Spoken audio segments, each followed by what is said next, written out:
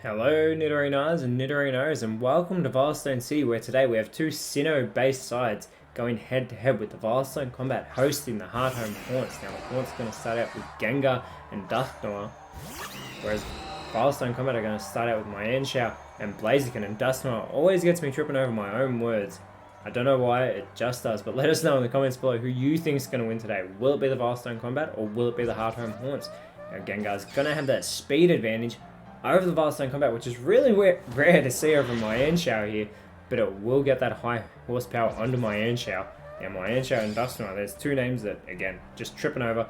Now Guillotine from Mienshao is ineffective against the ghost types, as they are immune to normal and fighting type attacks, which we just saw Blaziken try and do a fighting type attack.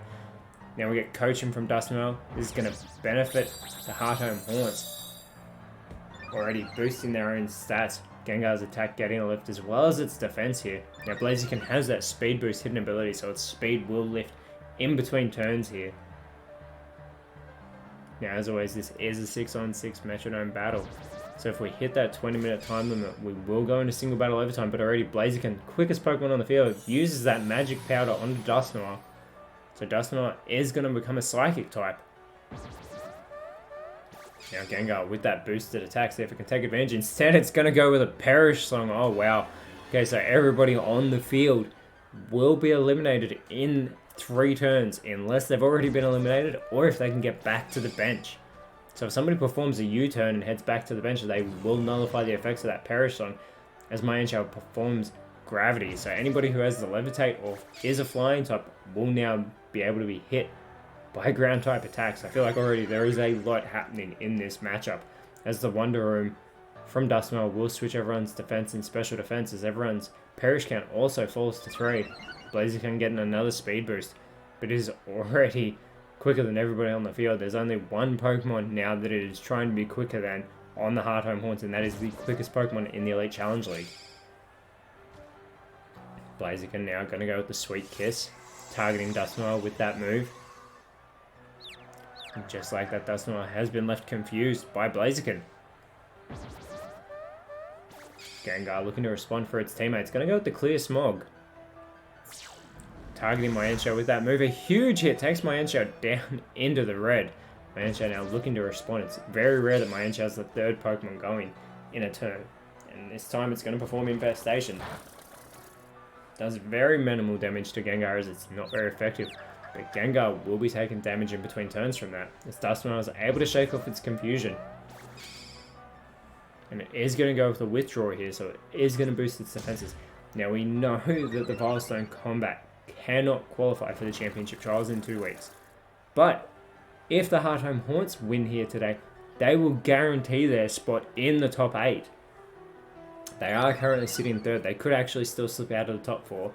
Top 4 are the Elite 4. They will bypass the wildcard matches between teams 5 to 8 on the ladder, but the Hearthome Haunts just want that victory today to make sure that they are still sitting 3rd next week, make them even closer to starting off in a prime position in the first ever Championship Trials here in the Elite Challenge League, as that rain starts to fall over the field. Gengar now is going to go with the Venoshock, but goes for Mienshao. This should finish it off, and it is going to target Mienshao, and it does. Gets that stab boost. Being a poison type, Mienshao has been eliminated, because yes, don't forget, Gengar is also a poison type. It was almost drafted to the Verbank Venom, so we'll see what the talks are at the end of the season to see if Gengar can be traded. Dusknoir is going to perform an Acid now onto Blaziken. Blaziken, Gengar, and Dusknoir all having their perish count fall to 1, so this will be their last turn coming up here, as the Veilstone Combat send out their #1 ranked Pokemon, Como-O, the pseudo-legendary, the fighting dragon type. See if it can have a big impact on this matchup. Now Blaziken going to perform its last move of the matchup, unless it can get back to the bench. It's going to go for a Shell Sidearm. We've seen a few poison type moves here now, and it goes for Dusknoir. And Gengar about to perform its last move. Again, if we see anybody perform a U-turn, Psyshock being performed by Gengar, this will be super effective. And it's going to go for Como-O. A good choice there by Gengar, taking it down into the yellow. Como-O will be the only Pokemon still standing after this turn. Unless Dusknoir can finish it off, that cross chop isn't going to affect Gengar. And Dustnoir, still confused, is able to shake off that confusion. Goes with the Grass Pledge, see if it goes for Komaru as well. Instead goes for Blaziken. That doesn't matter now, because Blaziken's perish count does fall to 0. As will Gengar's and Dustnoir's. They've all been eliminated, so just like that, it is now a 4 versus 4 matchup.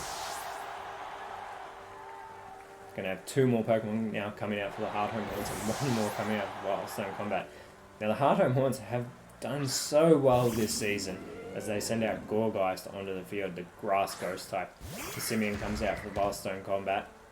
And then another Grass Ghost type in Decidueye coming out for the Hearthome Haunts. Now Gourgeist with that Frisk is going to reveal that Komaru and Persimmon have the Leopard Berry, but as always in the Elite Challenge League, every Pokemon is holding a Leopard Berry. Now Komaru with that speed advantage on the field. It's going to go with the Pound, but that's not going to affect Gourgeist. Again, the Ghost types are immune to normal and fighting type attacks. This has been a huge benefit for them all season as Persimmon is going to perform the Baton Pass and head back to the bench. That was actually why my pick for the season were the Hearthome, and still are, the Hearthome Haunts. I will not change my pick after the... That was the call I made at the start of the season. And Decidueye is going to go with an Aqua Tail. On to Komaru here. Taking the Pseudo Legendary down into the red with that not very effective move. Gourgeist could actually finish Komaru off here. We have Machamp out on the field for the Veilstone Combat as well. That skill swap between Gourgeist and Komaru. So Gourgeist Frisk is going to become Overcoat and Komaru is going to gain the Frisk ability. Again revealing that Decidueye and Gourgeist are holding those Leopard Berries. As the Wonder Room finally wears off on the field, but that rain continues to pour down.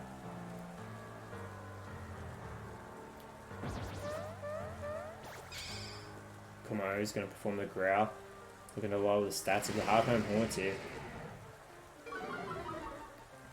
Gourgeist and Decidueye both having their attack stats lowered by Komaru there.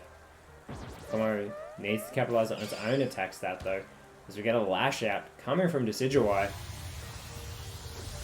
And it will target Komaru. And it does finish it off with that not very effective move. It is a critical hit though. Komaru won't get to capitalize on its attack stat because it has been eliminated.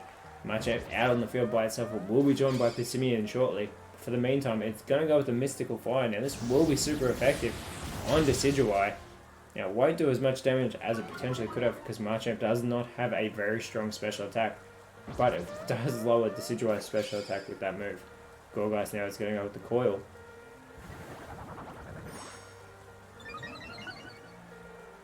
Gourgeist does boost its own attack and defense and accuracy here. See if it can capitalize on that in the coming turns. Now Gourgeist does have that 100 base attack, but also that 122 base defense. So they are good stats for it to increase. Simeon though with the speed advantage on the field. And it's going to go with the knockoff. This will be super effective and even do more damage thanks to those Leopard Berries. Targeting Gourgeist almost gets it down to half its health. Now Decidueye is going to go with the Healing Wish. Decidueye is going to take itself out of this battle. Unnecessary move being performed by the Alolan Grass starter. But Decidueye has been eliminated and we are now down to a 3 versus 3 battle as Machamp can focus in on Gourgeist and it's going to go with the Oblivion Wing.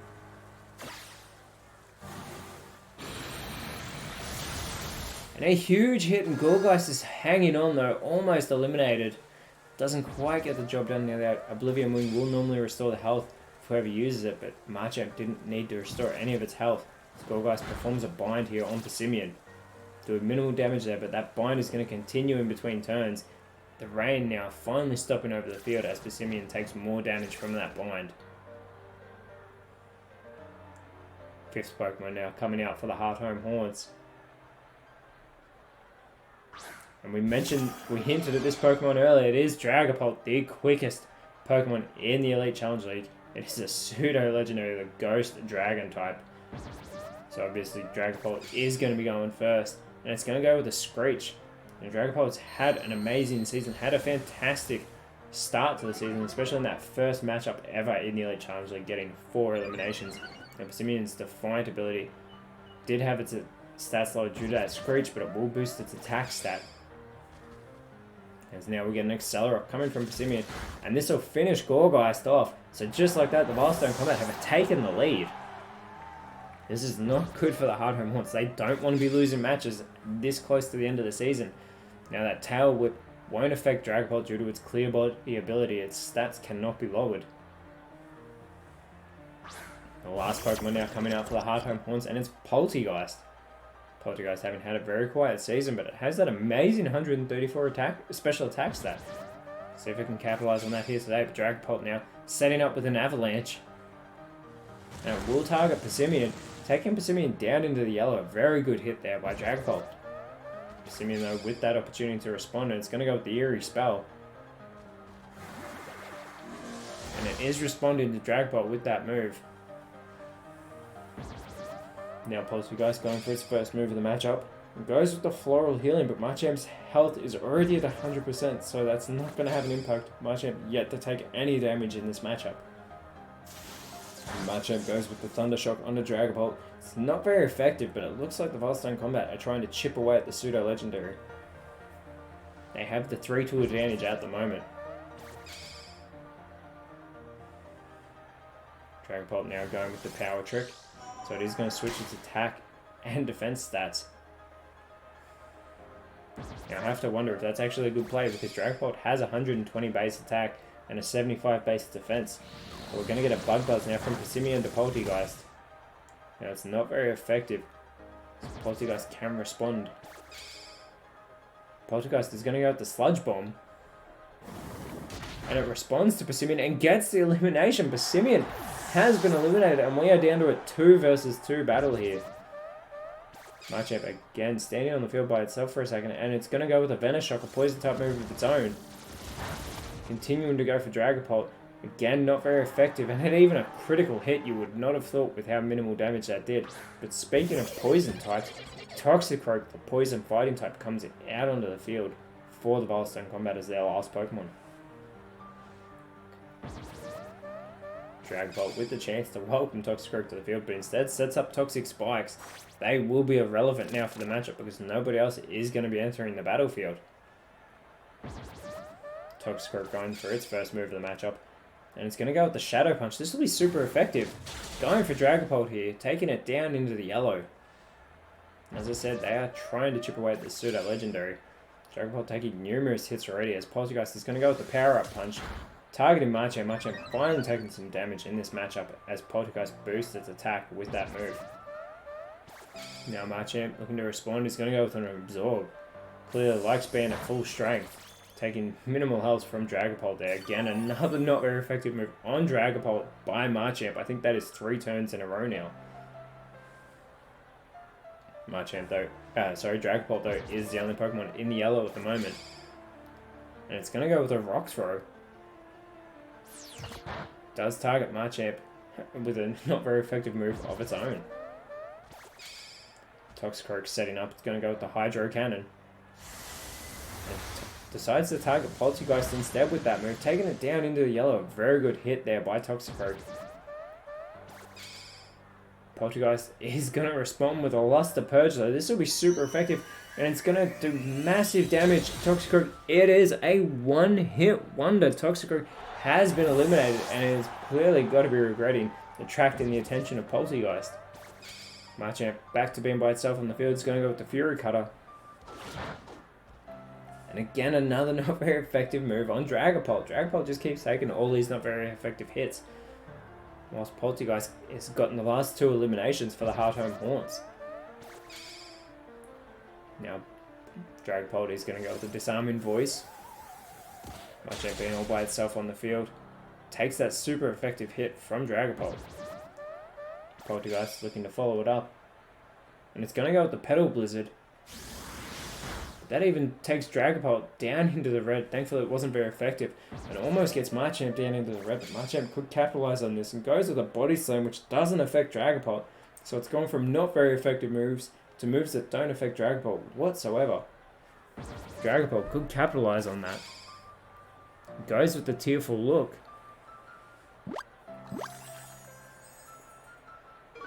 Now Tearful Look is going to lower the attack stat and special attack of Machamp, and Machamp has that 130 attack where it does specialize. Parabolic Charge now coming from Poltegeist. It's even going to hit Dragapult. Again, Dragapult hanging on by a thread. thankfully, but so is Marchamp, still holding on also by a thread. Poltergeist does get itself back into the green though with that Parabolic Charge. Marchamp though has an easy target in Dragapult, and it's going to go with an Eerie Spell. And it is going to eliminate Dragapult here, so after all those hits, Dragapult has been eliminated. It is now a 1 versus 1 battle. Poltergeist needs to come out with something. If it hits anything, it will get the elimination on Marchamp and lock up that spot in the top 8 for the Hearthome Haunts. But instead it goes for a Screech. And that Screech is going to lower the defense of Marchamp, but Marchamp can go for an offensive move here. And it goes with a Gravity instead, so it doesn't go for the offensive move. And the Gravity is going to have no impact on the matchup between Poltergeist and Marchamp. Poltergeist is still in the green. Here's its chance. It's gotten 2 eliminations so far. And it's going to go with the Sludge Bomb. It's going to get its 3rd elimination with that move and get the victory for the Hearthome Haunts. Marchamp has been eliminated, and the Hearthome Haunts have guaranteed themselves a place in the first ever championship trials of the Elite Challenge League. Now, the Veilstone Combat put up a surprisingly good fight here against the Hearthome Haunts. That Perish Song just changed the complexion of the early stages of this battle. Both sides practically having to start fresh, and that not Perish Song, the self-elimination by Decidueye, then not helping Hearthome Haunts, but still they were able to hold on and get the victory over the Veilstone Combat. Now, the Veilstone Combat next week could actually play spoiler to the Striaton Spring. They'll be in Veilstone City again. So I look forward to seeing how that matchup goes, because Striaton Spring's still trying to fight for a place in the Championship Trials. Whereas, as I said, the Hearthome Haunts have locked up their place in the Championship Trials. Next week, if they can beat the Sandalwood Swarm in Hearthome City, they should be able to guarantee themselves a place in the top 4, the Elite 4. Give themselves an Elite 4 berth in the Championship Trials. I look forward to seeing how Hearthome Haunts do that. But well done to Poltergeist. I feel like Poltergeist has had a very quiet season and came through brilliantly today for the Hearthome Haunts, getting those 3 eliminations, having a big showing in the last half of this matchup. But Nidorinos, thank you so much for watching. Let us know in the comments below who you thought was the best on field. If you enjoyed what you saw, please leave a like, share, subscribe. It always helps out the channel. But more importantly, always remember, you are awesome, and I will speak to you next time.